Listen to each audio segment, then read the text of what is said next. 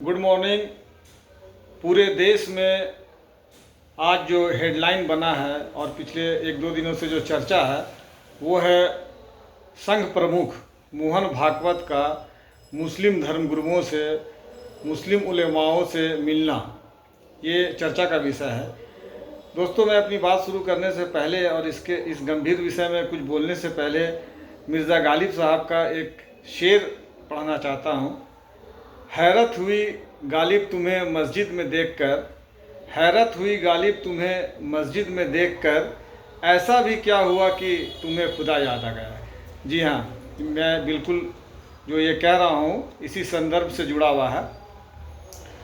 ये आरएसएस प्रमुख को तो सबसे पहले मैं धन्यवाद देना चाहता हूँ कि वो मुसलमानों से मुज़ाकरात कर रहे हैं, उनसे संवाद कर रहे हैं और बुद्धिजीवियों से मिल करके हिंदू मुस्लिम के बीच खाई को पाटने का काम कर रहे हैं। ये सचमुच देश के लिए बहुत ही अच्छा है और वही देश आगे बढ़ सकता है, तरक्की कर सकता है, विकास कर सकता है जहाँ पे आपसी इत्तेहाद हो, आपसी प्यार मोहब्बत हो और सभी धर्म के लोग मिल कर के रहें। निश्चित तौर पे ये काबिले तारीफ़ है।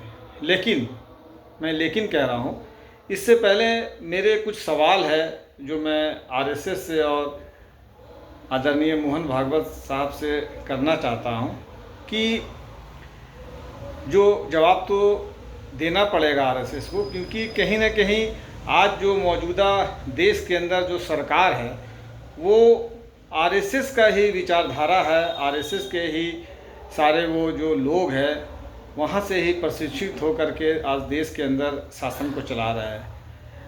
अगर आप चाहते हैं कि हिंदू मुस्लिम के बीच यूनिटी रहे तो कुछ सवाल है हमारे, जैसे कि क्या वजह है कि भारतीय जनता पार्टी के शीर्ष नेता जब भी चुनाव आता है तो मुसलमानों के खिलाफ जहरीले भाषण बोलते हैं, सांप्रदायिक भाषण देते हैं, उस वक्त आरएसएस क्यों नहीं उनको चुप कराता है?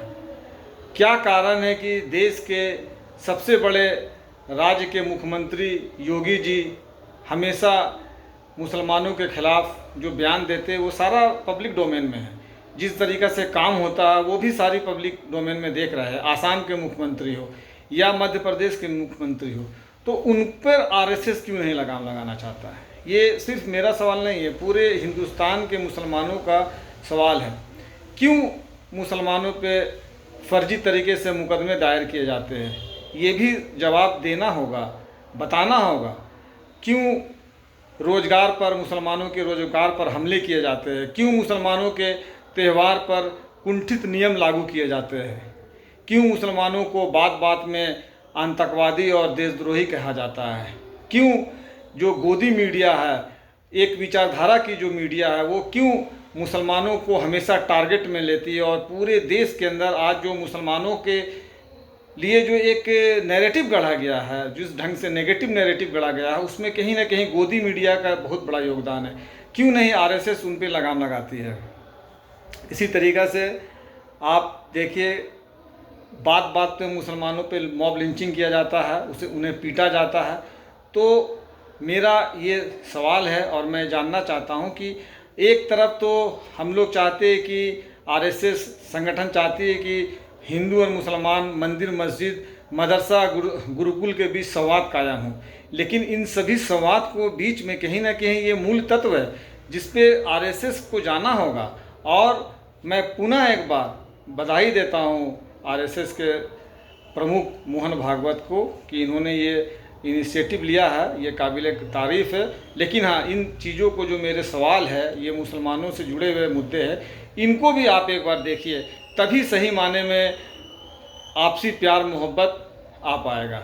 जय हिंद, जय भारत।